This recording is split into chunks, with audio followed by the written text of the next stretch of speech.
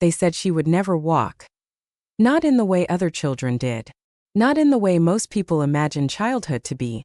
Full of playground races, jumping puddles, and chasing after butterflies under a sun-soaked sky. From the moment she entered this world, Amara's path was destined to be different. She had no legs. Not below the knees, not above.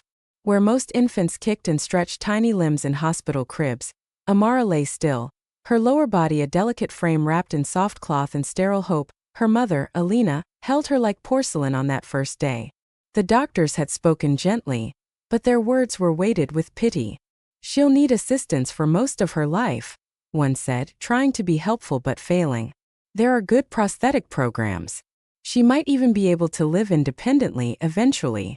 Alina didn't cry. Not then. Not in front of them. She nodded, swallowed the lump in her throat, and whispered, "She'll do more than just live."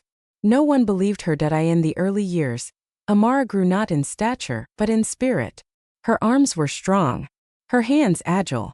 She pulled herself up using furniture, dragged herself across the floor like a determined comet blazing its own trail. Other children stared. Some laughed. Some parents pulled their kids away, thinking it was an act of kindness to shield their innocence from what they called difference. Amara noticed but never crumbled. Her father wasn't around. He left a month after she was born. Unable to handle the stairs, the challenges, the responsibility. That was the first time Amara ever saw her mother cry. Late at night, when she thought Amara was asleep. But even as a toddler, Amara understood something powerful. Her mother's tears didn't mean weakness. They were part of the fight. The breaking before rebuilding. Amara didn't attend school at first. Alina couldn't find one willing to make accommodations, and transportation was a nightmare. But every morning she sat Amara at the window, placed books in front of her, and read to her with passion, pointing at words, acting out stories, making every syllable a melody. Amara learned fast. Faster than most kids her age. By 6 she was reading chapter books. By 7 she could do basic math in her head. But all that time, a single question burned inside her heart like a secret candle. What would it feel like to run? She had never run. Never even walked. But the idea of it haunted her dreams. One day, at the age of 8, she saw a boy running in the park. She was sitting in her custom-made wheelchair, watching birds near the fountain. The boy sprinted across the field like the wind had chosen him as its messenger. Amara's heart clenched, not with jealousy but with hunger. Something inside her whispered louder than ever, "You will run too." When she told her mother that night, Alina paused mid-stir of the dinner pot. Her hand trembled slightly, not because she doubted Amara, but because she feared the world would. That same week, Alina began researching prosthetics with renewed fire. There was a local doctor who specialized in pediatric limb differences. His clinic wasn't cheap, but he offered a consultation for free. They went, and Amara told him flat out, "I want to run one day." Dr. Ezra looked at her, then at Alina, and then back at Amara. "Most kids your age don't say things like that," he smiled. "They want to walk. You're skipping ahead." Amara grinned. "I always skip ahead." The first pair of prosthetic legs didn't fit right. The second ones were too heavy. But the third, those were magic. Sleek, light, designed with carbon fiber technology. They were made not just for walking but for movement. When she first stood on them, she wobbled like a foal learning to walk. Her arms flailed. Her balance was off. But the moment she took her first step, the world tilted, and everything changed. It took months. Years even. There were falls. Scrapes. Tears that came in secret at night. Kids at school who called her robot legs or mimicked her walk. But for every voice that mocked, there was another that cheered. A teacher who saw her talent. A coach who let her join warm-ups with the runners even though she couldn't keep up. A classmate named Zeke who once said, "You move like a superhero when you run." By 15, Amara wasn't just running. She was racing. Amateur competitions at first. Then state-level adaptive track meets. Her mother screamed from the sidelines, waving hand-painted signs. Amara always smiled before the starting horn. And when the race began, she ran not away from her past, but toward her future. At 18, she won her first gold at a national event. And with it came interviews, sponsorships, and the first time she ever told her full story on camera. She ended the interview with one line that went viral. I used to think running was something you do with your legs. But it's really something you do with your heart. Her face was on magazine covers now, not as a symbol of disability but of power. Her story had reached places her legs couldn't have dreamed of. International platforms, talk shows, social media pages with millions of followers. But with every step forward into the spotlight, Amara stayed grounded. She remembered the days spent in silence, crawling on carpeted floors while the world walked past her. She remembered the whispering parents at the park, the kids who asked cruel questions, and the teachers who looked down at her as if her future was a polite illusion. And she remembered her mother, always just behind her, holding her steady even when the world tried to push her down. It was during one of her post-race interviews, after winning silver at an international event, when a small girl approached her backstage. She was maybe 9 years old. Her face was pale and flushed at once, like she'd run across the venue just to get there. Amara noticed the wheels of her chair first. The girl's hands were trembling. Her voice, barely louder than a whisper, said, "How did you start?" Amara knelt, not because she had to, but because she wanted to look her in the eyes. "I started by dreaming. Then I crawled. Then I cried. Then I fell. And then I stood up. And I did it again. And again." The girl wiped her tears and nodded slowly. That moment stayed with Amara more than any medal ever could. It was after that encounter that Amara decided to stop chasing only her own finish lines. It was time to create a new path for others. She took her prize money, sponsorship deals, and every bit of savings she had, and opened a center in her hometown. She called it Rise Above. Not a hospital, not a therapy clinic, but a space where children with limb differences came not just to heal, but to believe. She hired trainers, therapists, engineers, and mentors who understood what it meant to fight gravity every day. She built rooms with mirrored walls where children could learn to stand tall, indoor tracks designed for prosthetic-friendly movement, art and music spaces to help young minds open, even when their bodies were in pain. It wasn't about creating the next champion. It was about creating the next believer. In the opening ceremony, Amara stood on the main stage, microphone in hand, with hundreds of kids watching her. Many of them had been told they'd never walk, just like she had. Some sat in wheelchairs. Others were new to prosthetics. Some didn't even speak. But they listened. Amara looked at them and said, "When I was born, people told my mother I would never walk. Today I'm here not just because I learned how, but because I learned why. Every one of you has a race to run. And it begins today. Not when you get legs. Not when you're ready. But now. Right now. This is your first step." A roar of applause followed, but Amara didn't cry. She didn't need to. The kids did it for her. That night, the halls of Rise Above were lit with lanterns shaped like feet.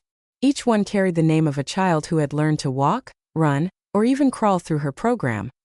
Over the next few years, Rise Above expanded across the country. More kids. More mentors. More hope.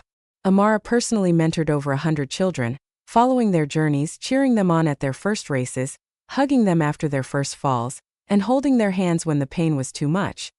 But even as she became a figure of global inspiration, she never stopped training. She still woke up at 5 a.m., ran laps around the quiet city, and reminded herself that movement was more than muscle, it was memory.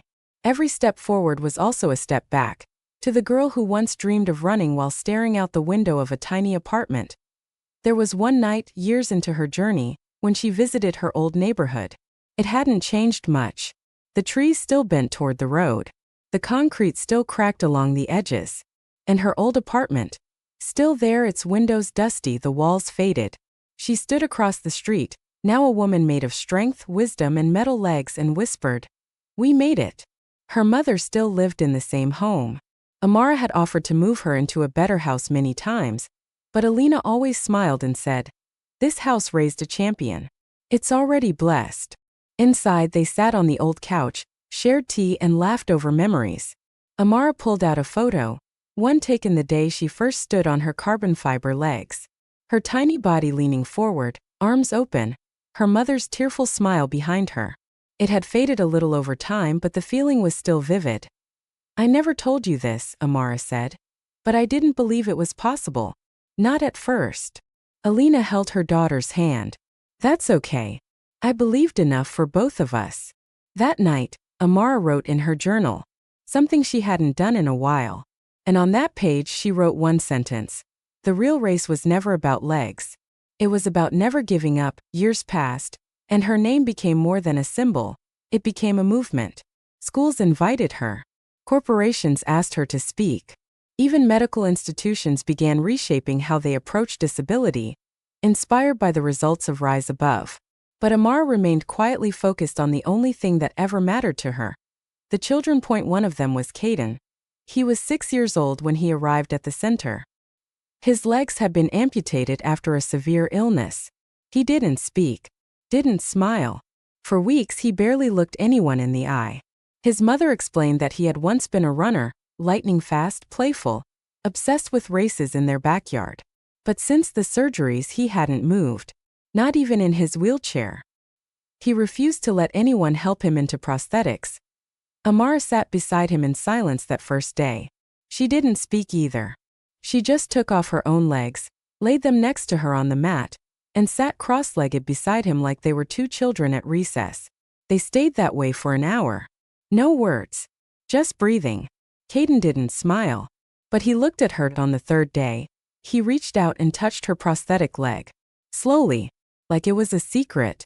On the fifth day, he laughed when she made a game out of throwing pillows across the room with their feet missing. On the seventh, he let the center's trainer take his measurements. 2 months later, Caden took his first step.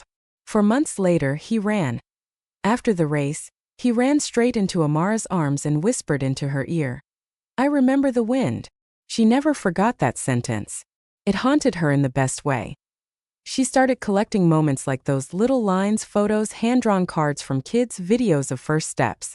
Not for fame, not for followers, but because they reminded her what she had chosen to become. Not just a runner, but a builder of other runners. Every story like Caden's was a victory, not just over gravity or pain, but over the quiet voices that once whispered, "You can't."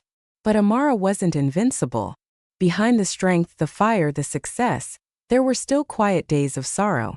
Days when her legs wouldn't lock in quite right. When the stumps ached.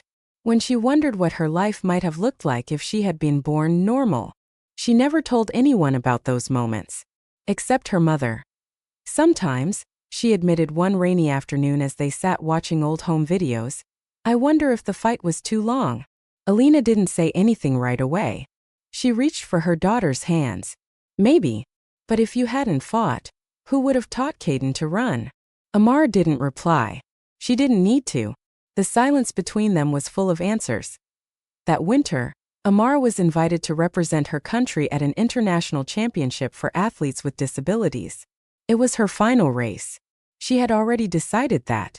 She was 30 now, her body carried more scars than strength, and she felt in her bones that it was time to pass the baton. But she wanted to leave the track on her own terms. The stadium was packed. The air electric. Cameras zoomed in. Commentators recited her story as if it were a fairy tale. Born without legs, inspired millions. Final race. But to Amara it wasn't about legacy. It was about one last run. One last moment with the wind as the gun fired. She surged forward. Not the fastest on the track, but the most determined. Every stride carried decades of pain, joy, healing, laughter, ridicule, celebration. She didn't look at the crowd. She didn't need to. She looked inward, toward that little girl who once sat by the window and dreamed. She didn't win gold. She placed third. But as she crossed the finish line, she raised her arms to the sky, eyes closed, and smiled wider than she ever had before. In that moment, she was free. When the crowd erupted in applause, she scanned the stands for her mother. She found her, hands on her heart, eyes glistening with pride. And next to her stood Caden holding a sign that read, "Because of you, I ran." After the race, Amara announced her retirement. The media mourned the end of an era. But Amara didn't mourn. She felt reborn. She poured all her energy into Rise Above, expanded it to other countries, and created scholarship programs for kids who wanted to become coaches, doctors, therapists.